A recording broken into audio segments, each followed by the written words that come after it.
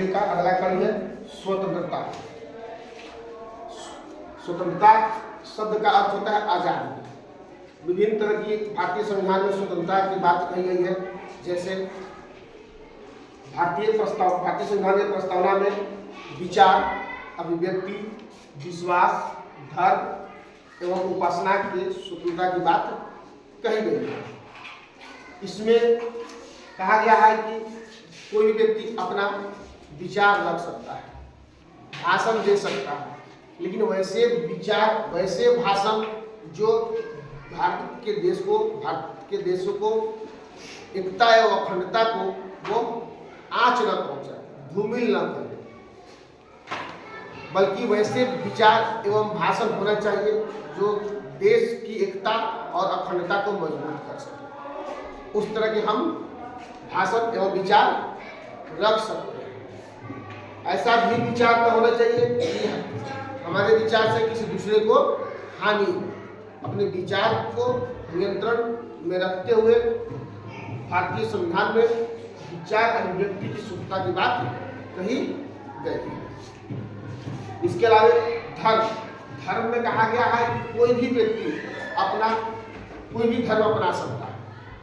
धर्म के अंतर्गत व्यक्ति कोई भी धर्म अपना सकता है, उसका निजी मामला है। देश का या राज्य का कोई अपना धर्म नहीं है, वो सभी धर्मों को समान समझता है। संविधान में इसे मौलिक अधिकारों में रखा गया है, यानी किसको? स्वतंत्रता के अधिकार को। अनुच्छेद 19 में स्वतंत्रता के अधिकारों की चर्चा किया गया है। ठीक है, आई बात समझ में? इतना एक बार और रिपीट कर देते हैं। स्वतंत्रता प्रस्तावना में विचार, अभिव्यक्ति, विश्वास, धर्म एवं उपासना की बात कही गई है। अर्थात प्रस्तावना में ही विचार, अभिव्यक्ति, उपासना एवं धर्म स्वतंत्रता की बात कही गई है। इन सभी की स्वतंत्रता है। आप कुछ भी विचार व्यक्त कर सकते हैं, अपने अंदर की भावनाओं को बाहर रख सकते हैं, अपना विश्वास को रख सकते हैं, किसी भी धर्म को अपना सकते हैं, कोई भी पूजा या किसी भी मंदिर में आकर के आप पूजा अर्चना कर सकते हैं।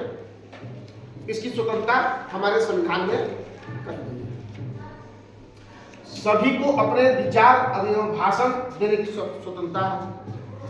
भाषण देश की एकता एवं अखंडता को आँच न पहुंचाए, ऐसा भाषण होना चाहिए।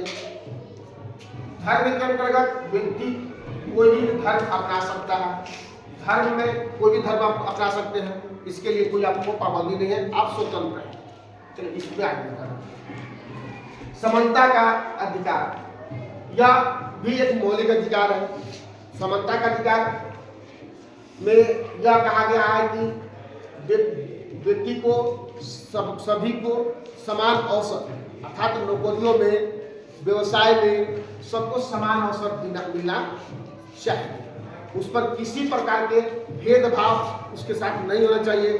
धर्म, जाति, लिंग, नस्ल या रंग के आधार पर कोई उनके साथ भेदभाव नहीं होना चाहिए, बल्कि सबको समान अवसर और समान नजरों से देखा जाना चाहिए। समानता दो प्रकार की होती है, एक कानून के समक्ष समानता, दूसरा कानून के समान संरक्षण। तो इसमें कहा गया दो प्रकार की है। एक कानून के समक्ष समानता, तो इस क्या मतलब होता है? कानून के नजरों में सभी समान है। कानून के नजरों में सभी समान है, कोई विशेष नहीं है। लेकिन इसमें अपवाद भी है, जिसको जब हम मौलिक अधिकार पढ़ाएंगे, उसमें समानता का अधिकार जब पढ़ाएंगे मौलिक अधिकार के अंतर्गत, तो इसको हम अच्छे से डिफाइन करेंगे। इसमें अपवाद भी है, दोनों में, कानून के समक्ष समानता और कानून के समान संरक्षण, दोनों में अपवाद है। कानून के समक्ष समानता माने कानून के नजर में सब लोग समान है, कोई भेदभाव नहीं है। सबको हम, वो अमीर हो, गरीब हो या गोरा हो, काला, सब समान है। कानून के समान संरक्षण यानी कानून सबको संरक्षण देगा, सुरक्षा देगा, नहीं कि कोई बहुत बड़ा अमीर है तो उसको सुरक्षा देगा कानून। ठीक है, और गरीब है उसको सुरक्षा नहीं देगा। कानून के समान संरक्षण का मतलब ये होता है कि सबको एक समान संरक्षण कानून के द्वारा प्रदान किया जाता है। ठीक है, इसके अंतर्गत सभी को समान अवसर दिया जाता है। यह एक मौलिक अधिकार है। चलिए इसमें इतना ही। अगला पॉइंट है बंधुत्व। बंधुत्व का मतलब होता है कि भाईचारा।